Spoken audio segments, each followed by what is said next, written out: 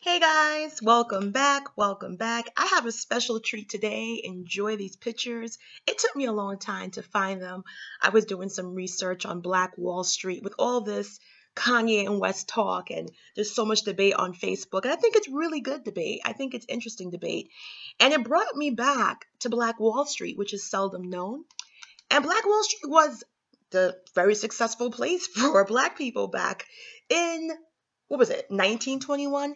Over, what was it, 100 years? I think 100 years has passed after slavery. And you had an extremely successful Black community. Just take a look. I just want you to admire some of these really nice pictures I found of women in Black Wall Street. Black women. Look how nice the Black women look. So this is a rich, posh area. It's rich middle class, upper middle class. They have their own doctors. They have their own hospitals. They have everything there. It's bustling. It is doing great. And it was exempt from the crash of Wall Street because, everything with Black people was segregated back then. It had about 600 businesses, 21 churches, 21 restaurants, 30 grocery stores, 2 movie theaters, 6 private airplanes, 1 hospital, 1 bank, and its own school system. So the women that were living there, they were housewives. They took care of the home. They took care of the family. They took care of anything that was, residential. And the men worked. And Black women were married. It was not like this was happening today. So I think it's important for us to see.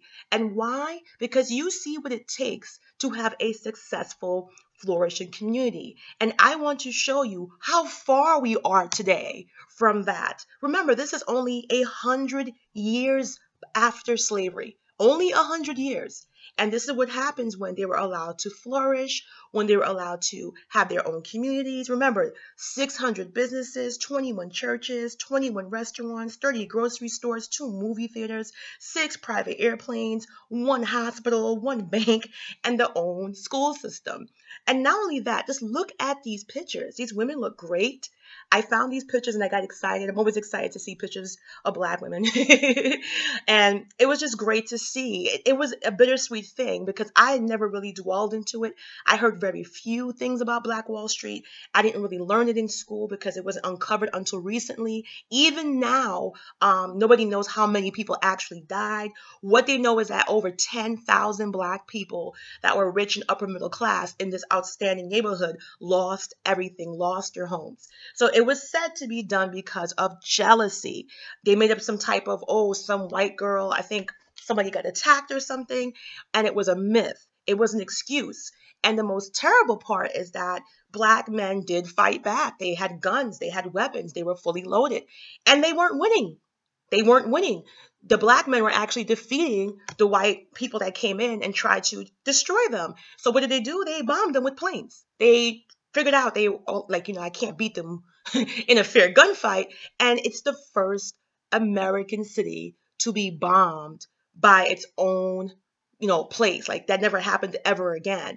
So you can just look at the pictures and you can see Black men and Black women were getting married. They were forming families. They were forming churches. They were forming communities. Everything was really, really, really uniform. So that's a big sign of economic success. Like there is no other structure in the world that has success in terms of finances, and they are broken. So I'm showing you these gorgeous pictures. I want you to enjoy them, but I'm also going to take you on a story and let you know how far we are today. But I do think it is important to know that 100 years after slavery, Black people were thriving, and not just regularly thriving. Oh, this picture is really cute. It took me a long time to find it. Not just regularly thriving, they were doing phenomenal. And Black women were dressed nice, they were taken care of, they were running the home, doing the mommy and the wifey thing, and the men were out there running businesses and doing things like that. So, it's really important for us to look at this. And the reason why, because you have a lot of Black people who act like it's an enigma to see why Black people aren't successful. And you got to remember, this was 100 years after slavery, when Black people didn't have the rights, when Black people were still struggling, when the KKK was fresh. That's why this whole place got burnt down. And there was so much issues happening. So it was a type of community and African Americans are still fantasizing. This is like the real Wakanda here. So Black Wall Street was modern, it was majestic, it was sophisticated, and the best thing about it, it was unapologetically Black. Tragically, it's also one of the site of the most bloodiest and most horrendous race riots, basically an act of terrorism the United States has ever experienced. So it was, they said about 300 African Americans died, but they were saying it's more than that because they were not allowed to have graves. They buried everybody in a mass grave. There were women, children, pregnant women. It was horrible. So basically, over 9,000 people were left homeless when this small town was attacked and looted and literally burned to the ground beginning in 1921. It's kind of impossible to like really fathom what was lost. And because that's 100 years. And that was their financial district, their financial center. And not only that, they had other flourishing communities all over America, but this was the most prominent one. And before integration, blacks in the area created entrepreneurial opportunities for themselves, which housed an impressive business center that included banks, hotels, cafes, clothing, movie theaters, and contemporary homes. Greenwood residents that were living here enjoyed many luxuries that their white neighbors didn't have, including indoor plumbing and a remarkable school system that superiorly educated black children. It was pure envy and about to put progressive, high achieving African Americans in their place that would cause the demise of the Black Mecca many called Little Africa. And its destruction began to weigh much terrorism, violence, and I don't know, and this really sad aggression against African Americans during that era. Supposedly a young white woman accused a young black man of attempting sexual assault, which gave locals and mobs the perfect excuse. White men acting as police just cause to invade an unsuspecting community. It was crazy. The term race riot, it doesn't really adequately describe. It happened on May 31st to June 1st, just days of rioting where our own American government did not come in. And in fact, the term implies that both blacks and whites might be equally to blame, but that's not true. The historical documents sustain and murders assault on black lives and property. And this assault may be met with brave but unsuccessful armed defense of the community by some World War black veterans. And they tried, like people say, well, why did they fight? These guys picked up guns and fought. And when they realized they were getting pushed back, because they were protecting their homes and their businesses, they actually were able to get some bomber planes and dropped bombs on them, which the government was aware of. No one was ever tried or arrested. So during the night and day of the riot, whites killed more than 300 African Americans, which is said we don't know the number because they weren't allowed to have graves and they weren't allowed to report it.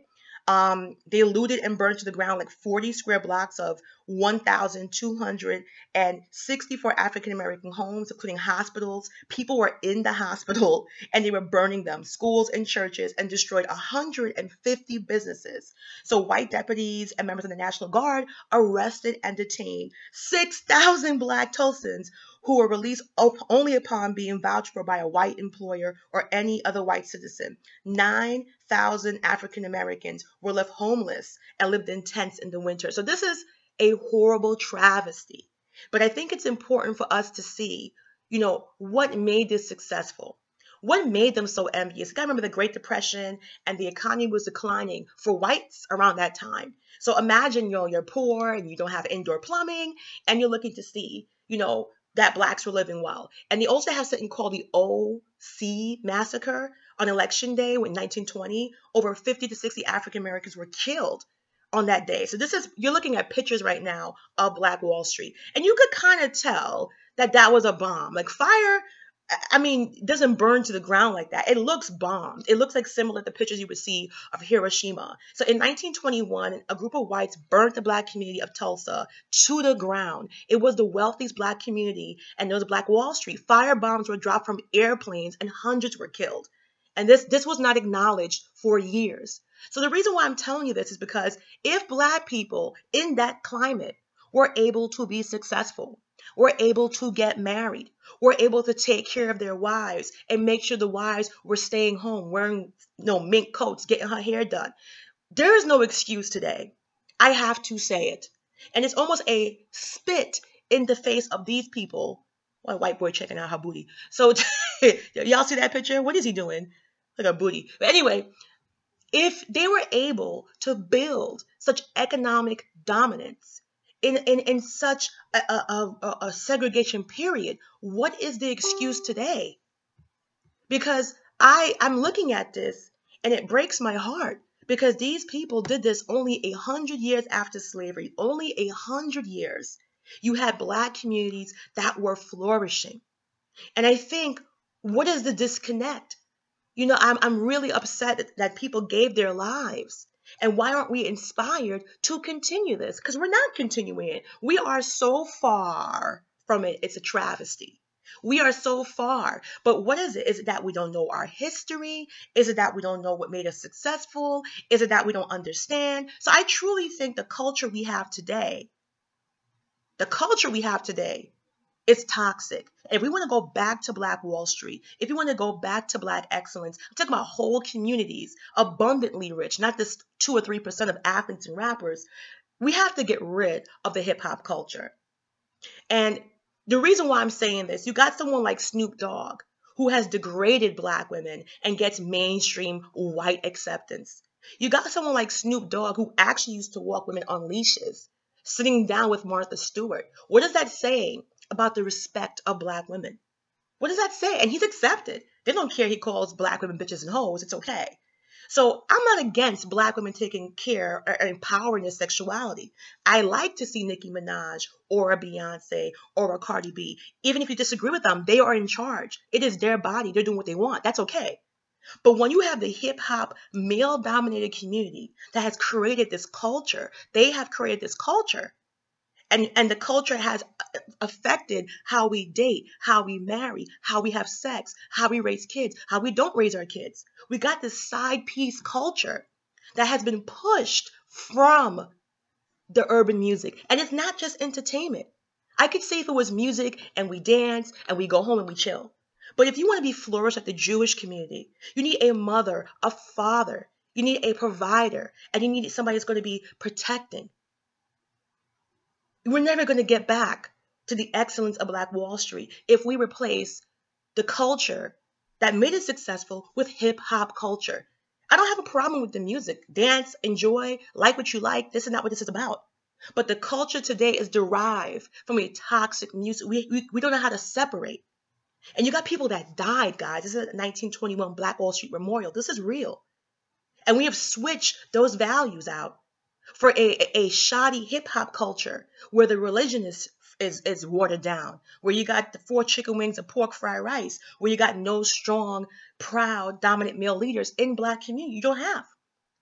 And you got people trying to remake this in Black Wall Street, where Black men were walking around with suits and cars. Just so you know, that was the hoopty back in the day. That was a nice car back in the day. You're like, what is that? But the Tulsa whites vent spleen on business success of Negroes. This is an old newspaper clip. It says raped white girl myth. Negroes businesses and section and better homes. You look at the homes. These are homes. Look at the pictures. This is homes in Black Wall Street. That is crazy. People were building mansions.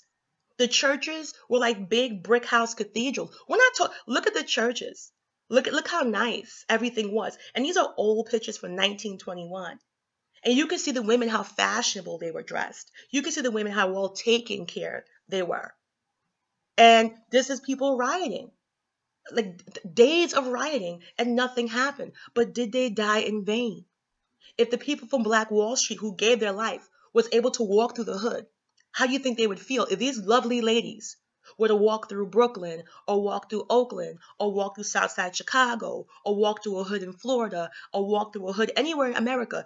Do you think they would feel good that we're living like animals and attacking and now building each other up when they were able to overcome less than 100 years after slavery? Look how they were living. What do you think the disconnect is? I think the disconnect is that we are broken. We don't know how to represent ourselves. We don't know how to keep ourselves whole. We don't know how to keep drama out of the public spaces. We don't know how to build family and loyalty. We don't. I'm sure Jewish people have drama. I'm sure Indian, Hindu, Caucasian, Middle Eastern, every race has drama. Where we're the only race, we're constantly putting each other down and putting each other on blast. I see it on YouTube. I see it in the newspaper. Black China mom is this in Black China. And you may say it's frivolous, but it's not, because your reputation is everything. Your reputation as a people.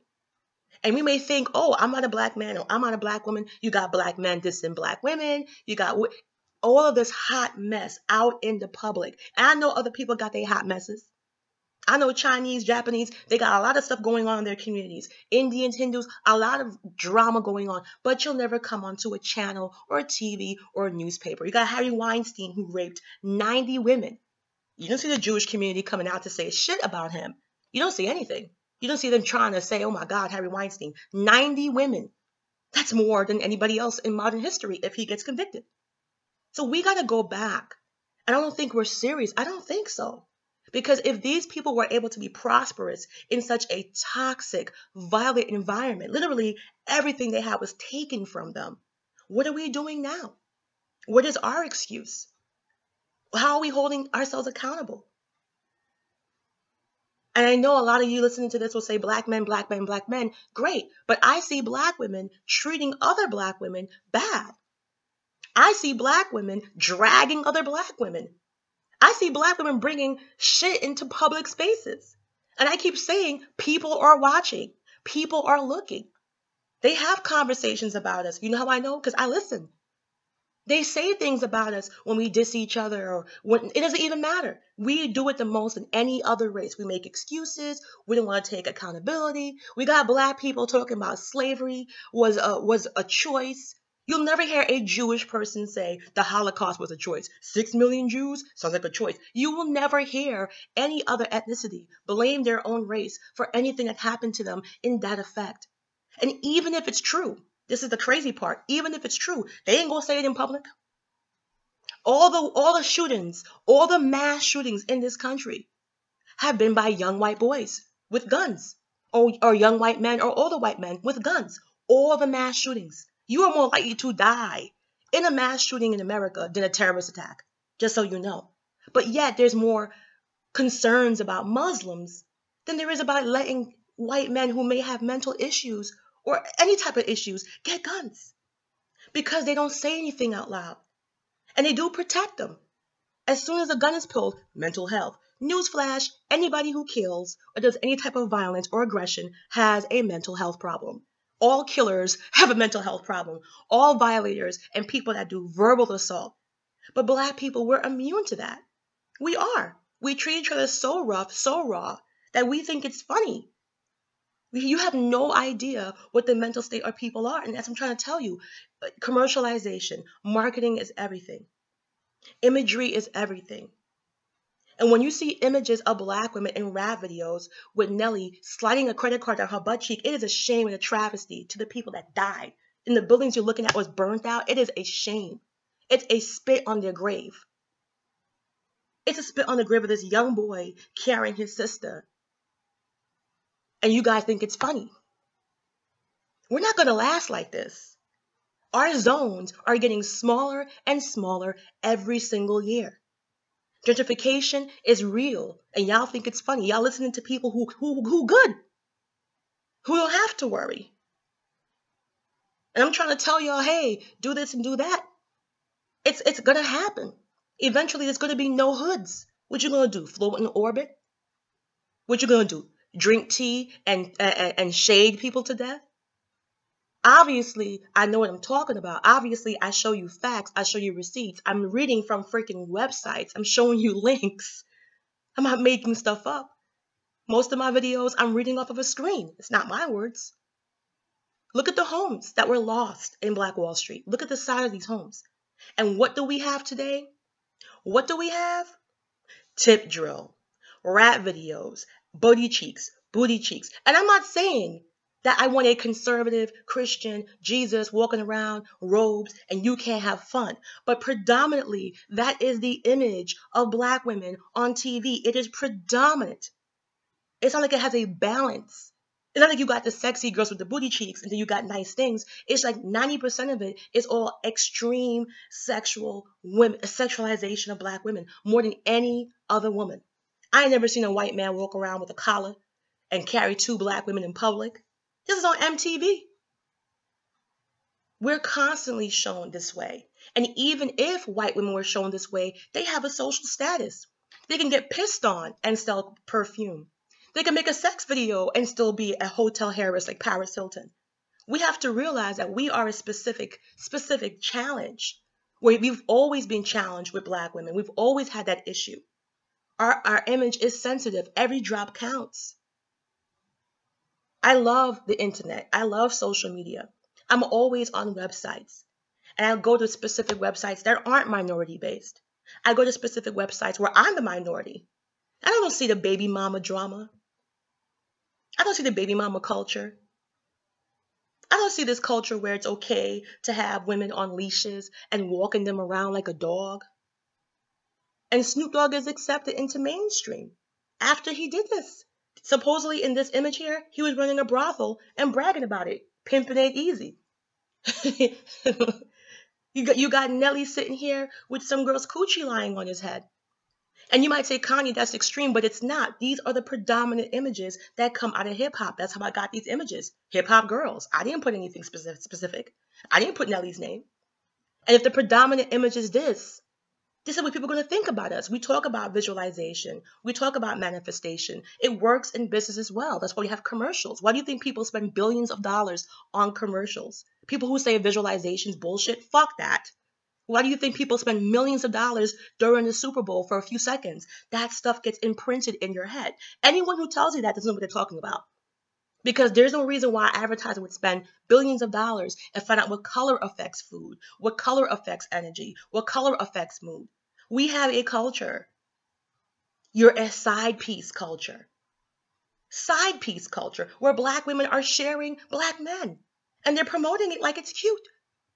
I've never seen this before. Like, I've seen it when I got older, but it's gotten worse where it's okay to be a side piece. There's rules for side piece. There's jokes of side piece. But it would be funny if it wasn't an actual culture. There are people living like this. You can't build a Black Wall Street off of baby mamas and baby daddies. You can't get mad at black women who want to open their options because they want to be a wife. Look at this one. My uncle, his baby mother, and a side chick. This is ridiculous.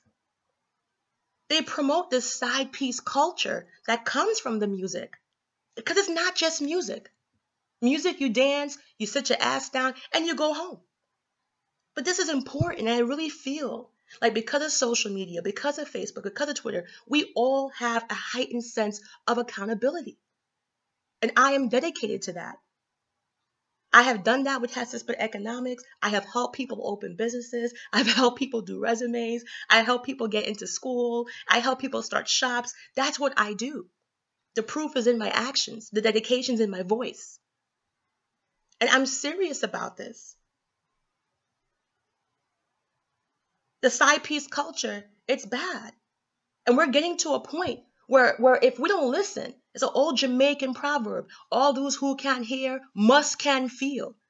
If y'all don't get it together, if y'all don't stop this trashing with each other, if y'all don't get the culture back, then there is no hopes. Black Wall Street might as well be Wakanda. It might as well be Wakanda. I think Wakanda is more possible than Black Wall Street if we try to push this culture, this hateful culture of black women dragging each other, trying to reduce each other. Because of what? But yet the people that truly hurt us, the people that really hurt us, they don't get anything done. Nothing done. They're good. I'm telling you, if you want to be like Indian people, they have families. They get married. They stick together. But we are so far from that. Our men are not here. Our marriage is not here. And black women, I'm sorry. We got to do better with each other. We got to love each other, embrace each other. Be compassionate with each other. And if you got issues, I don't want to see your panty and your thong in the middle of my driveway. I don't want to see the drama in my face. And I will never have a part of that on a social media website. No, no, no, no, no. You could think what you want to think about me. I will not do it because I have sworn up and down. I don't see no other race. I don't see Jews doing it. I don't see Hindus doing it. I don't see Arabs doing it. No other race. And I said it when I first got on this channel. We can't keep looking at old pictures of Black excellence and not realizing where we are today. You want to get back to Black Wall Street? You got to get back to marrying Black women, back to supporting Black women, back to being a leader in your household, back to being a dominant figure and not whining and complaining. Kings don't do that. Kings don't say, oh shit, my kingdom's on a shot. Oh shit, my kingdom's out of control. I got to pack. You know, if you're the king, you go down with the ship. With great power comes great accountability. If you want to be like the Middle Eastern people and the rich families who all get these issues, and nobody likes, no disrespect, but nobody likes anybody. You know what I'm saying? The dominant people, they all try to take stuff from everybody. But if you want to have the success, and it's proven that in the depth, after 100 years of slavery, Black people were able to come up and be prevalent in that type of community where they couldn't do anything but only for themselves. And they got so far to the point where they made them jealous. You want to have money like Middle Easterns, you want to shop at Gucci. It takes a community to do that. And if you want to get to somewhere where you've never been, you got to do stuff you've never done. And that means respecting each other in public circles. That means respecting your significant other, no matter what race he is, in public circles. Stop putting your laundry on social media. Start talking about your husband or your boyfriend. Start talking about businesses, building, supporting with each other, like every other successful race does. Like I said, I make these videos not to get clicks. I don't make it to get tea. I don't make it to get drama. I don't expect 5,000 clicks. I'm not looking to get paid off of YouTube. As you can see, I don't do these controversial Chloe and Tristan videos. I just don't do it. I truly care, and I'm concerned where we're going to be 50, 60, 70 years from now. And I know that it's not impossible, because we did it 100 years after slavery, but it is impossible with the way we're treating each other now. Good luck, guys, and God bless. Thank you for watching. Have a great night.